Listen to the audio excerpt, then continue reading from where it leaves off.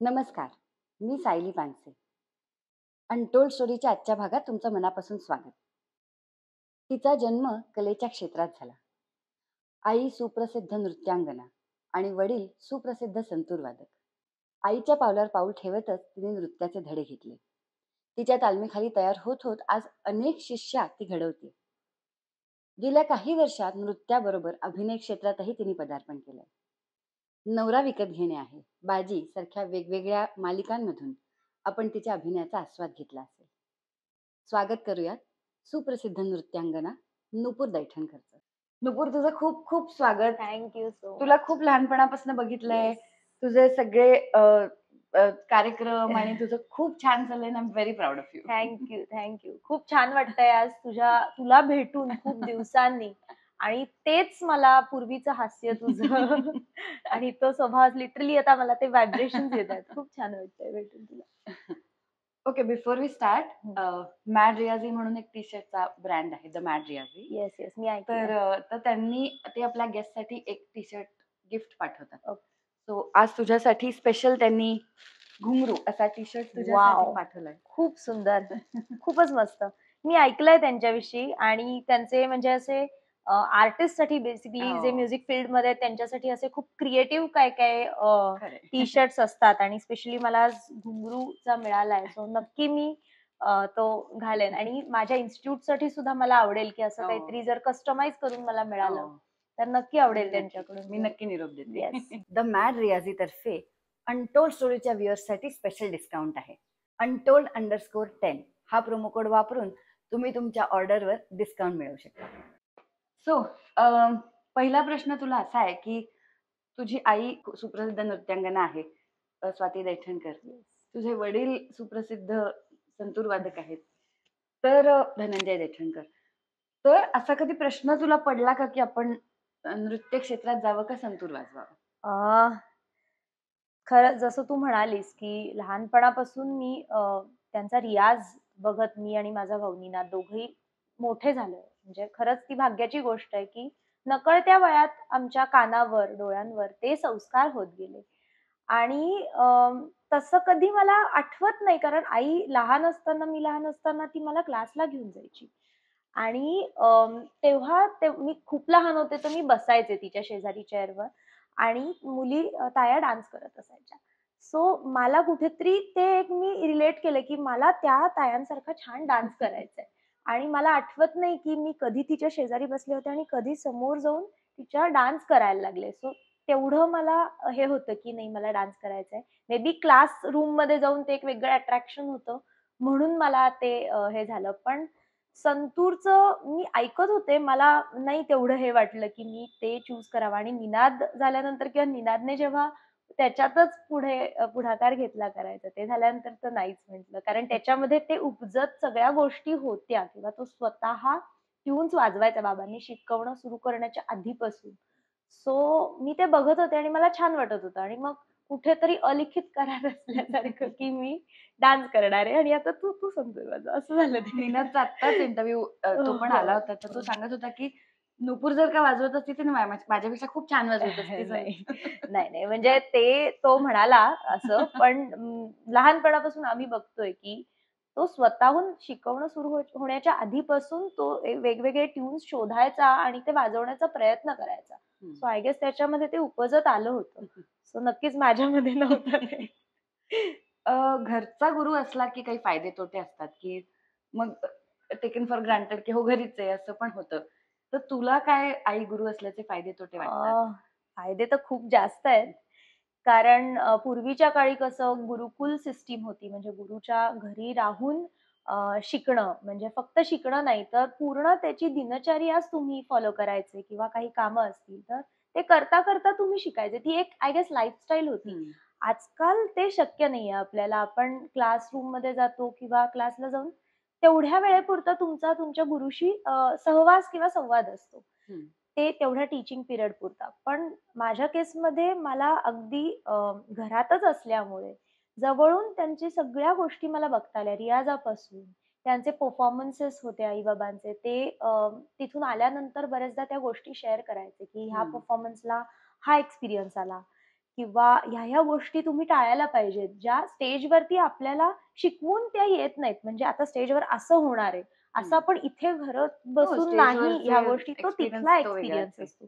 So त्या गोष्टी ते आमच्याशी शेअर करायचे आणि त्यामुळे फक्त शिकवणंच नाही, तर त्याबरोबर त्यांची सगळी लाईफस्टाईलच आम्ही आत्मसात केली असं मला वाटतं. सो घरचा गुरु असण्याचे हे फायदे खूप आहेत. हं. आणि तोटे मला तोटा असं नाही वाटत. पण नक्कीच की एका वलयांकित कलाकारांची मुलं असणं, तर ते थोडं दडपण असल्यासारखं मला असं वाटतं. असतं बरेचदा की त्यांच्या ऑरामधून बाहेर पडून स्वतःचं काही हं. स्थान निर्माण करणं किंवा लोकांच्या असलेल्या अपेक्षा, त्याला खरं उतरणं. हं.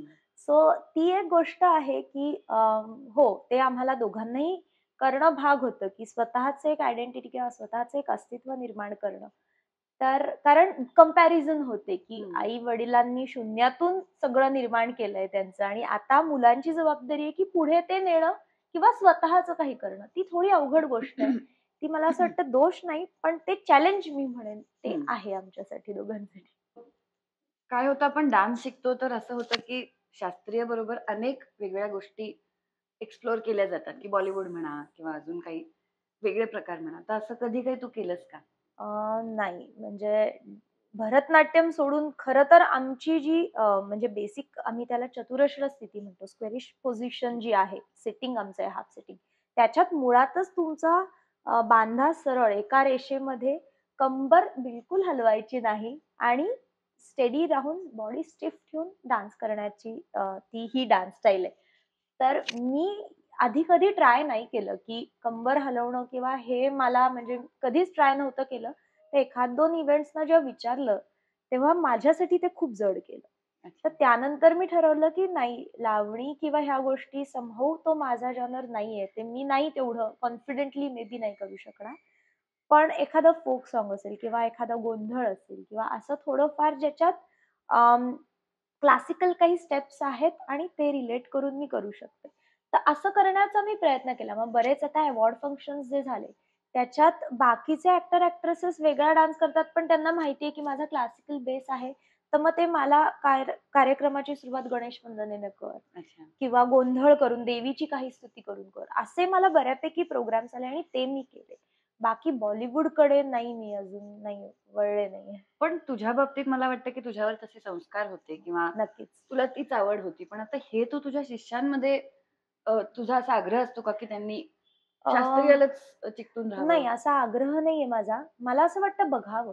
खूप बघा, आजकाल इतकं एकतर YouTube थ्रू तर आहेच, पण पुण्या-मुंबईमध्ये ॲक्चुअल परफॉर्मन्सेस पण इतके होतात. तर जेवढं तुम्हाला बघता येईल तेवढं बघा. म्हणजे साधारण मला पालकांचा एक जनरल क्वेश्चन असतो फोन केल्यानंतर चौकशीसाठी, की आम्हाला ना कळत नाहीये, की कुठली स्टाईल शिकावी. हं. तिला खूप वाटतंय ती टीव्ही लावून डान्स करते आणि तिला वाटतं, की हे करावं. पण आम्हाला तिला शास्त्रीय नृत्याकडे आणायचं आहे. तर ते कसं करता येईल? मी हं. त्यांना एवढंच सांगते, की तिला आत्ता फ्रीडम द्या. कुठल्याही स्टाईलचा बेस हा शास्त्रीय नृत्य. मग कथक असू दे, भरतनाट्यम असू दे. एक ताल पक्का होणं, एक टेक्निक माहिती होणं. हे जर तुम्ही बेसिक शिकलात, मग तुम्ही कुठल्याही स्टाईलवर मोल्ड होऊ शकता.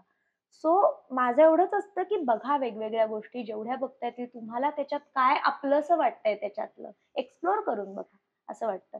तुम्ही रोखत नाही कोणाला, की तुम्ही हे म्हणजे हेच करा आणि फक्त भरतनाट्यम शिकताय तर तेवढंच बघा. नाही. मी त्यांना म्हणते वेगवेगळ्या स्टाईल्स पण बघा. इनफॅक्ट मी असंही सांगते, की काही-काही अरंगेत्रम असतात किंवा काही असे जे पहिल्यांदा परफॉर्म करत असतात स्टेजवर. असं नाही, की फक्त एस्टॅब्लिश्ड आर्टिस्टच तुम्ही बघायला जा. अशाही गोष्टी बघा, की काय करू नये स्टेजवर किंवा जे नवखे कलाकार आहेत त्यांच्यासाठी काय-काय चॅलेंजेस येऊ शकतात. हं. जे तुम्हालाही येतील पुढे मागे जाऊन. ते हं. कशा पद्धतीने ऑन स्टेज टॅकल केले जातात. हं. त्यासाठी पण मी त्यांना सांगते, की तुम्ही हे असे परफॉर्मन्सेस पण जाऊन बघा. हं. सो त्याने बऱ्याच गोष्टी म्हणजे स्टेजवरच्या गोष्टी स्टेजवरतीच गेल्यावरती मला असं वाटतंय कळतात. हं. नुपूर तू आणि तुझी आई हे 2 वेगळ्या पिढीतल्या नृत्यांगना आहात. तर आपण जरी तिच्या इन्फ्लुअन्स खाली आईच्या, मी पण माझी आई पण गाते, येस. तर आपण तिच्या इन्फ्लुअन्स खाली सगळं करत असतो. पण तरीसुद्धा 2 पिढ्यांमध्ये जसं अंतर असतं, तसं सांगीतिक मतभेद असूच शकतात. तेव्हाचा काळ आणि आत्ताचा काळ खूप वेगळा आहे. बरेच आत्ता सोशल मीडिया आहे तेव्हा नव्हतं. नाही, त्याच्यामुळे बरोबर आहे. हो, खूप ग्लॅमर पटकन मिळतं, खूप खरं आहे. व्हायरल सगळं होतं. तर असे काही सांगीतिक मतभेद आहेत का तुमच्यात? मतभेद असे नाही म्हणणार, पण कुठेतरी तिचं जे टेक्निक आहे पूर्वीचं, की रियाज करून, करून, करून मी लिटरली मला आठवत नाही लहान असताना, की एकही दिवस तिने आडवू आपण जे म्हणतो म्हणजे आपले जे भरतनाट्यममधले बेसिक स्टेप्स आहेत, ते तिने करणं कधीच चुकवलं नाहीये. ते मी बघतीये. असं नाही की ती मला सांगतीये, की "तू हे करायला पाहिजेस." पण मी तिचं उदाहरण समोर बघतीये, की ती रोज त्या गोष्टी करत आलेली आहे. हं. आणि कुठेतरी माझ्या बाबतीत मी म्हणेन, की हां, मला आता हे येतंय, तर मी डायरेक्ट स्टेजवर करेन. पण तिचं असं म्हणणं असतं, नाही, त्याचा रियाज करणं, ते थोडंसं अजून आपण घटवून घेणं गरजेचं आहे. सो हे 1-2 मला असं वाटत नाही, की ते मतभेद आहेत. ते मे बी तिचं असलेलं डान्सकडे बघण्याचा तो दृष्टिकोन आहे आणि माझा थोडा नक्कीच रियाज करण्याची गरज आहे, मी असं म्हणत नाही, रियाज करायलाच पाहिजे. पण काही बाबतीत अशी मी असते, की हां, आता मला कळलंय तर मी करेन म्हणजे म्हणून. स्टेजवर एक्सप्लोर करणं असं हां, म्हणता येईल. स्टेजवरती काही-काही गोष्टी सुचतात. हं, म्हणजे ते त्याचा एक आनंद वेगळा असतो करण्याचा. सो स्पेशली अभिनयाशी रिलेटेड काही गोष्टी असतात, हं. की त्या मला वाटतं, की राहू दे, हे असंच ठेवू. पण जेव्हा तुम्ही एकत्र डान्स करत असता, तेव्हा मात्र काही गोष्टी ठरवणं गरजेचं हं, असतं. ते तेव्हा तिचा अट्टहास असतो, की नाही आपण एकत्र करतोय ना, मग त्याची तेवढी रिहर्सल झाली पाहिजे. हं. सो तेवढंच. बाकी आता बरेचदा आईचे आणि माझे स्टुडंट्स एकत्र परफॉर्म करत असतात. तर आम्ही एक ठरवतो, की एखादं कंपोझिशन आहे ते पूर्ण ती शिकवेल स्टुडंट्सना. त्याच्यात मी इंटरफिअर नाही. मी शिकवणार असेल, तर पूर्ण मी शिकवेन. सो हं, क्रिएटिव्हिटी कारण प्रत्येकाला वेगळी, प्रत्येकाची थॉट प्रोसेस वेगळी. मग हं. त्याच्यात कुठे हे होऊ नये असं वाटतं. तर तेवढं आम्ही ठरवून घेतलेलं आहे. अ, आत्ता मी म्हटलं तसं की आपल्या 2 वेगळ्या पिढ्या आहेत. हं. तर तेव्हा सोशल मीडियाचा काही संबंध नव्हता आपल्या हं. आयांच्या काळामध्ये. तर तुझ्या आयुष्यात सोशल मीडियाचं किती महत्त्व आहे आणि तुझ्या शिष्यांना तू त्याच्यापासून कसं लांब ठेवतेस? कारण आजकाल असं झालंय की जरा काही यायला लागलं की परफॉर्म करा आणि बरोबर. अ, लगेच दाखवा सगळ्यांना जगाला. तर ते तू मला कसं असं लांब वाटतं ठेवतेस? आजकाल ती एक गरज झाल्यासारखं झालंय. पूर्वी एक प्रिंट मीडिया हे माध्यम होतं, की काही आजूबाजूला कार्यक्रम आहेत, तर ते ॲडव्हर्टाइज आली किंवा पेपरमध्ये बातमी आली, ही पण एक फार मोठी गोष्ट हो. होती. पण आजकाल तुम्ही फार ईझी झालंय स्वतःला प्रेझेंट करणं, एक्सप्लोर होणं इझिली अवेलेबल. खूप इझिली अवेलेबल आहे. तर एका क्लिकवर ते काम होतं. तर मला असं वाटतं बरेच लोकं ते त्यासाठी सुद्धा करतात. माहीत नाही किती मनापासून रियाज करतात किंवा काय करतात. पण ते एक सतत ट्रेंडमध्ये राहण्यासाठी किंवा त्या फ्लोमध्ये जाण्यासाठी काही लोकं करतात. माझ्या बाबतीत म्हणशील तर मी इतके दिवस नव्हते म्हणजे एवढं मला फरक नव्हता पडत सोशल मीडियाचा. म्हणजे मी ॲक्टिंग सुद्धा करते. सो लोकं आधी तुमचे फॉलोअर्स चेक करतात. म्हणजे ती खूप वियर्ड गोष्ट आहे, की तुम्ही किती टॅलेंटेड आहात किंवा तुम्ही किती काम केलं, एक्सपिरियन्स्ड आहात ह्यापेक्षा आजकाल लोकं बघतात, की हां, म्हणजे हिचे फॉलोअर्स एवढे असतील म्हणजे ही एक चांगली आर्टिस्ट आहे. तर मग आपण हिला पुढे विचारू. सो मला असं वाटतं मे बी सोशल मीडिया सध्या काळाची गरज आहे. पण जसं तू म्हणालीस, की स्टुडंट्सना प्रोत्साहन देणं. माझं असं म्हणणं आहे, की अ, फार मी ते YouTube व्हिडिओ आणि फार त्या गोष्टीच्या मागे त्यांना नाही हे करत, की हे करा किंवा हे पोस्ट करा किंवा असं करा. त्यापेक्षा चांगली तयारी करा, चांगला रियाज करा. कारण ह्या गोष्टी सगळ्या क्षणभंगुर आहेत. हं. ते तेवढ्यापुरतंच आहे किंवा टीव्हीवर सुद्धा तुम्ही येता. ते तेवढ्यापुरतं फ्लॅश होता लाईमलाईटमध्ये राहता. परत तुम्हाला शून्यापासून तो रियाज ते करत, करतच मोठं व्हायचंय. सो एवढंच की मे बी आत्ता गरज आहे. पण हं. मी फारसं त्याला नाही सपोर्ट करत म्हणजे. तू आता अभिनयाचा उल्लेख केलास, तर तुझं छान नृत्यांगना म्हणून भरपूर नाव आहेच आहे. तर अभिनय क्षेत्राकडे तरी सुद्धा वळावं असं तुला का वाटलं? ॲक्चुअली असं काहीच ठरवून नाही केलेलं मी. म्हणजे माझ्या डोक्यातही कधी नव्हतं, की मी ॲक्टिंग करेन. खरं तर मी ह्याचं अगेन श्रेय माझ्या आईला देते, ओह! की ती स्वतः युनिव्हर्सिटी आणि सगळीकडे फॅकल्टी असूनही तिने मला प्रोत्साहन दिलं, की "तू माझ्या गुरूंकडे जाऊन शिक." मुंबई युनिव्हर्सिटीमध्ये जिथे ती शिकली आणि मला काही नवीन आयाम खुले होतील ह्यासाठी हं. म्हणून. सो मी मुंबईला होते. मी मास्टर्स केलं डान्समध्ये. पण तरी माझ्या डोळ्यासमोर असं कधी नव्हतं, की मी ॲक्टिंग किंवा मी कधी कुठे जाऊन ऑडिशन्स नाही दिल्या किंवा आजपर्यंत मी पोर्टफोलिओ पण नाही बनवलेला. पण मला नॅशनल स्कॉलरशिप मिळाली होती डान्ससाठी. सो ते काहीतरी पेपरमध्ये एक बातमी आली होती. तर तो लेख म्हणजे मोठा माझ्यावर आला होता. कारण आय गेस महाराष्ट्रातल्या एक 2-3 लोकांना डान्समधून मिळते, त्यात मला मिळाली होती. तर त्याच्यात माझे 2 फोटोज होते. एक डान्सचे 2 होते आणि आय गेस एक साधा फोटो होता आणि आय गेस ब्लॅक एंड व्हाईटच होता तो. सो ते बघून मला जे राकेश सारंग डिरेक्टर आहेत, तर त्यांनी विचारलं, की तुला आवडेल का काम करायला?" आणि तेव्हा माझ्याकडे एक्सपिरियन्स असा नव्हता ॲक्टिंगचा. मी अँकरिंग करत होते ते पण दमदमादमचं आणि ते पण का? तर मी डान्स करायचे तिथे जाऊन. तर तेव्हाच त्या अच्छा. मॅम म्हणाल्या, की "तू करशील का अँकरिंग?" म्हटलं, "चालेल." डान्स करत अँकरिंग पण सीरियल करणं ही फार वेगळी गोष्ट आहे. हो, हो. ते एक ॲक्टिंग करणं ही गोष्ट वेगळी आहे. मी कधी एक एक पण वर्कशॉप अटेंड नव्हता केला ॲक्टिंग रिलेटेड. तर त्यांनी विचारलं, मी जाऊन भेटले आणि म्हटलं, "हरकत नाही, करून बघायला काही हरकत नाही." आई पण आली होती माझ्याबरोबर आणि ते तेवढ्यापुरतंच होतं. ती सीरियल संपली. परत मी डान्स सुरू केला. पुन्हा सेकंड टाईम माझे कुठेतरी फोटो बघितले. दिग्पाल लांजेकर जे डिरेक्टर आहेत, त्यांनी बघितले बाजी ह्या सीरियलसाठी झीच्या आणि त्यांनी ऑलरेडी झीला फोटोज पाठवले. त्यांनी अप्रूव्ह करून आल्यानंतर मला विचारलं, की तेव्हा आमची ओळखही नव्हती, की असे-असे फोटोज ते पाठवलेत आणि ते जे मेन कॅरेक्टर आहे हिरा, त्याच्यासाठी तू आम्हाला खूपच अप्रोप्रिएट वाटतेस. तू कधी ॲक्टिंग केली आहेस, तू काय केलंस? तर मी सांगितलं थोडंफार केलेलं आहे बस. तर त्यासाठी म्हणून त्यांनी मला चूज केलं. खरं तर डेली सोप करणं कधी मी म्हणजे असं डोक्यात नाही आलं करावं, कारण की त्याचे वर्क अवर्स खूप असतात. हो. थोडं अडकून जायला होतं. पण एक तर झीची लीड होती आणि ही एपिसोडिक होती. 100 एपिसोडचीच होती. सो मॅक्स ते म्हणाले एक 4-5 महिने शूटिंग चालेल. नंतर तू फ्री राहशील. अच्छा. तर ठीक आहे, करेन. सो अशा पद्धतीने मी ती सीरियल केली. म्हणजे माझ्याकडे मे बी चालत आल्या ह्या सगळ्या गोष्टी. मी कधी विचार नव्हता केला, की मी कधी ॲक्टिंग करेन. पण आईचा गुरु म्हणून त्याला काही विरोध नव्हता. नव्हता विरोध. मे बी बाबांना थोडं वाटत होतं, की तू एवढं डान्सचं आपलं म्हणजे आपलं सगळं म्युझिकल फील्ड आहे. तर कसे असतील लोकं ॲक्टिंग आणि तिथे काय असेल माहिती नाही. पण जेव्हा मी सांगितलं, "बाबा मला करून बघायचंय." म्हणजे अगदी मी हं. ढोल पण वाजवला. मी इतक्या हो. वेगवेगळ्या गोष्टी सुद्धा एक्सप्लोर केल्या. नक्कीच त्याचं क्रेडिट आई-बाबांना आहे, कारण त्यांनी कुठेच मला रोखलं नाही. करून बघायचंय तर त्यांनी सपोर्ट केला. हं. आणि अगदी पहाटे 4:15ला ते मला सोडायला यायचे बस स्टॉपवरती. सो एवढं त्यांनी सपोर्ट केला आणि नंतर त्यांना कळायला लागलं, की मला असं वाटतं आपण कसे आहोत ह्याच्यावर पण हं. बऱ्याच गोष्टी अवलंबून ऑफ असतात. कोर्स. सो समोरची व्यक्ती आपल्याशी कशी वागतीये हे आपण कशा पद्धतीने त्यांच्याशी वागतोय ह्याच्यावर पण गोष्टी अवलंबून असतात. तर सुदैवाने मला लोकं खूप चांगले मिळाले, खूप शिकायला मिळालं. तर मग आता बाबा इज व्हेरी हॅपी. म्हणजे ते म्हणतात आत्ता पण ते म्हणाले, की "तू कर म्हणजे सीरियल तुला आली छान तर तू कर." आता ते दे आर गुड म्हणजे. कलाकार म्हटलं की खूप सगळं मस्त असतं आणि खूप ग्लॅमर आणि खूप मजा आणि सगळीकडे नाव आणि खूप छान-छौकी असं सगळं लोकांना वाटतं. पण प्रत्येक कलाकाराच्या आयुष्यात काहीतरी अप्स एंड डाउन्स असतात. ह्याची कल्पना बऱ्याच लोकांना नसते.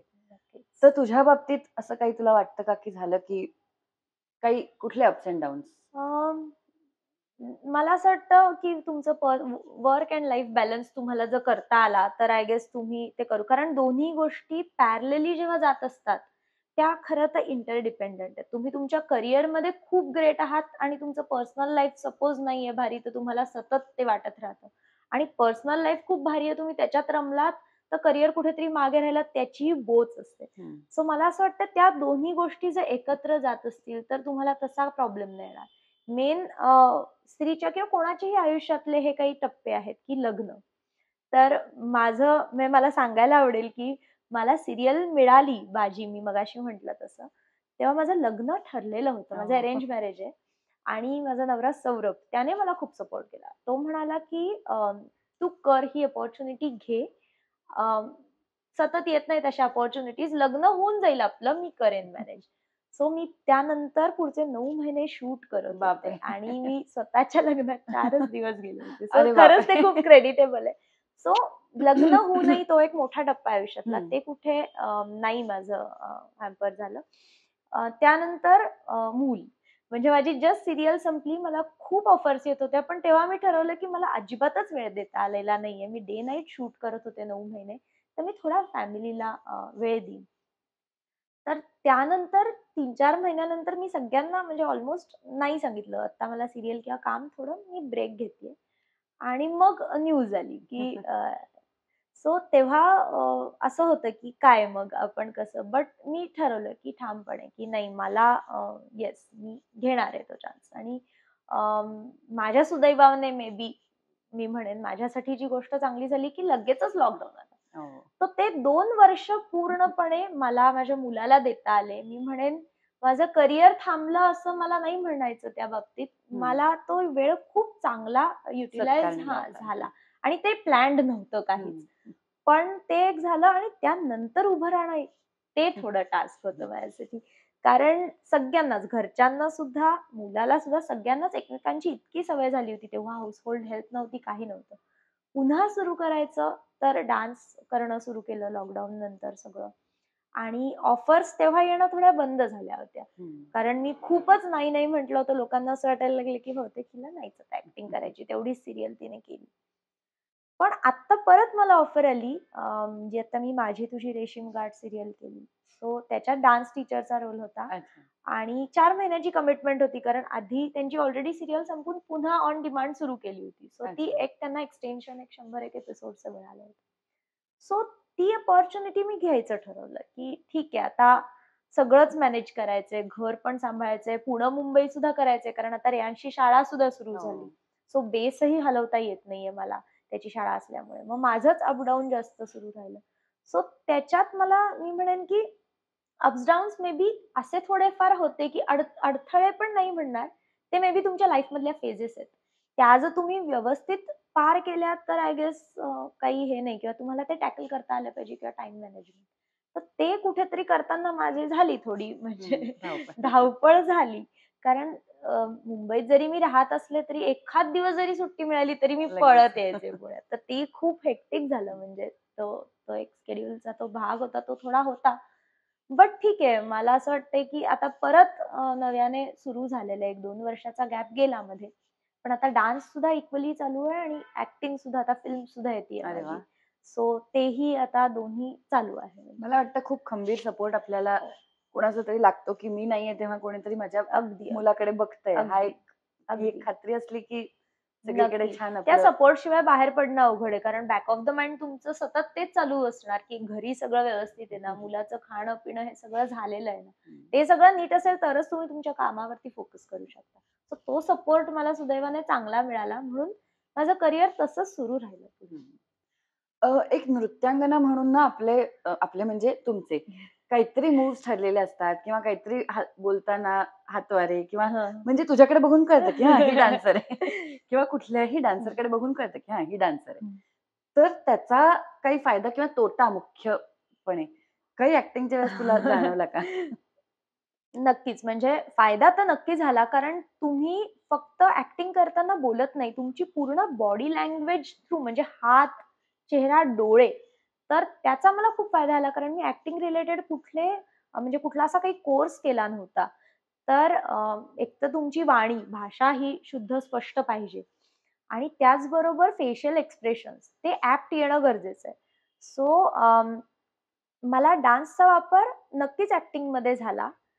कारण मला ते चेहरा माझा बोलतच होता. म्हणजे लोकं म्हणायचे, लोकांना माहिती नसलं तरी, की "अरे, हिचे डोळे खूप बोलतायत." ते मे बी डान्समुळे झालं. पण अजून एक गोष्ट अशी झाली, की स्टेजवरचा जो अभिनय आहे, तो पूर्ण वेगळा आहे. वेगळा आहे. आणि कॅमेराचा अभिनय त्यांना सटल कारण एवढ्या छोट्या मायन्यूट गोष्टी पण ते कॅच करतात. हं. सो सुरुवातीला ते लाऊड व्हायचं हं. थोडं माझ्याकडून. डोळे थोडे जास्त हे किंवा चेहरा खूप हालायचा. हं. तर ते हळू-हळू मला असं वाटतंय काम करून त्या गोष्टी थोड्या माझ्या सेटल होत गेल्या आणि आता बऱ्यापैकी मला कळलंय, की कॅमेराला काय, कुठल्या पद्धतीचा अभिनय एक्स्पेक्टेड आहे आणि मग तुम्ही स्टेजवर कसं, हे आता थोडंफार काम करूनच मे बी मला कळलंय.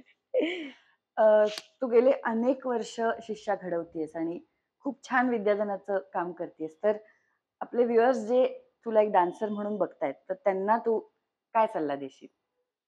तुझ्या अनुभवाचा सल्ला. नाही गं, एवढा अनुभव नाहीये अजून. पण मे बी मी खूप लहान वयात मला आईकडून शिकता आलं किंवा मला ते एक्सपोजर मिळालं म्हणून मी लहान वयात माझी इन्स्टिट्यूट करू शकले. हं. आता माझ्याकडे बी-ए, एम-ए झालेल्या स्टुडंट्स आहेत वॉव! किंवा नृत्य अलंकार झालेला माझा ऑलमोस्ट एक 8-10 जणींचा स्टाफ आहे, जे वाह! पूर्ण वेळ आता डान्सवरती आहेत. अवलंबून. तर मला छान वाटतं, की एवढं एन्करेज मी करू शकतेय स्टुडंट्सना, की ते पूर्ण आपलं घर त्याच्यावर चालवतील. क्लासेस घेतील किंवा परफॉर्मन्सेस करतील. तर उपदेश असा नाही, पण मला एवढंच म्हणायचंय, की तुमचे बेसिक्स जे आहेत ते विसरू नका. म्हणजे आजकाल प्रलोभनं खूप आहेत. बऱ्याच लोकांना ते मे बी टीव्हीवर मी म्हणेन कसरतच असते ती खूप ओलांड्या उड्या आणि त्या सगळ्या गोष्टी करतात. त्याच्यात कुठेतरी तो शास्त्रीय भाग आणि त्या गोष्टी लॅकिंग आहेत. तर त्याच्या आहारी फारसं न पडता, कारण ही शेवटी कष्टसाध्य कला आहे. ह्याला खूप जास्त पेशन्सची गरज आहे. तर लगेच आज शिकायला आले आणि उद्या स्टेजवर परफॉर्मन्स केला असं नाही होऊ शकत ते. सो त्यासाठी थोडा रियाज, थोडं पेशन्स या सगळ्या गोष्टी असणं गरजेचं आहे आणि फळाची अपेक्षा ते मे बी मिळेल तुम्हाला पुढे मागे. ह्या गोष्टींवर जास्त फोकस करा एवढंच. आपल्या इंटरव्ह्यूचा शेवट युजली असा होतो, की तू जे परफॉर्म करतेस, ते सोडून काहीतरी करायचंय. तर तू काय करशील? डान्स आणि ॲक्टिंग तर नाही करणार. सो मी माझे आजोबा तुला माहिती असेल हो. दिगंबर दैठणकर. हो. ते स्वतः गायक पण हो. होते आणि त्यांना खूप इच्छा होती त्यांची, की मी शास्त्रीय गायन शिकावं. बरं. तर ते माझे गुरु पद्माकर थत्ते सर यांच्याकडे मला घेऊन गेले. मी शाळेत होते तेव्हा. मला आणि मीनाला दोघांनाही घेऊन गेले. आणि त्यांनी तिथे मला शिकायला हे केलं गायन. तर थोडंफार मी क्लासिकल शिकली आहे, जास्त नाही. बरं. पण एक माझं आवडतं गाणं मी जरूर. म्हणेन म्हणजे लता वाह! दीदींचं आहे. खूप अशी आणि तुझ्यासमोर म्हणणं तर नाही ना. खरंच म्हणजे ते थोडं माझ्यासाठी कारण अशी प्रॅक्टिसमध्ये सध्या मी नाही. बिलकुल नाहीये. पण मला ना आपण खूप स्ट्रेस्ड असू किंवा काही खूप कुठल्या गोष्टीचं प्रेशर असेल, काही सुचत नसेल ह्याच्यावर सोल्युशन काय, तर अशा वेळेला ना मी अशी गाणी ऐकते आणि वाह! मला खूप रिलॅक्स वाटतं. सो ते म्हणेन. आपकी नजरों ने समझा प्यार के काबिल मुझे दिल की ये धड़कन ठहर जा मिल गई मंजिल मुझे आपकी नजरों ने समझा जी हमें मंजूर है आपका ये फैसला वाह! जी हमें मंजूर है आपका ये फैसला कह रही है हर नजर बंदा परवर शुक्रिया हंस के अपनी जिंदगी में कर लिया शामिल मुझे दिल की वाह! ये धड़कन ठहर जा मिल गई मंजिल मुझे आपकी नजरों ने समझा. वाह, वाह, वाह! क्या बात है! उत्तम गातेस की. खूप दिवसांनी गायले मी. मला वाटतं चांगला कलाकार असला, की तो सगळ्या गोष्टी चांगल्याच करतो. तसं तुझ्या बाबतीत आहे, की ॲक्टिंग, नृत्य, गाणं सगळं उत्कृष्टच आहे. दिसणं सगळंच उत्तम आहे. Thank you, thank you so thank you, much. Thank you for coming. खूप मजा आली. छान गप्पा थँक यू. झाल्या. खूप छान वाटलं तुला भेटून खूप दिवसांनी आणि हो. उलगडत गेला असं वाटलं नाही आपण इंटरव्ह्यू हो. करतोय. असं मस्त गप्पा झाल्या. खूप छान वाटलं खूप दिवसांनी. एक सुंदर संध्याकाळ मिळाली. Yes. Thank yes. You. Thank you so much.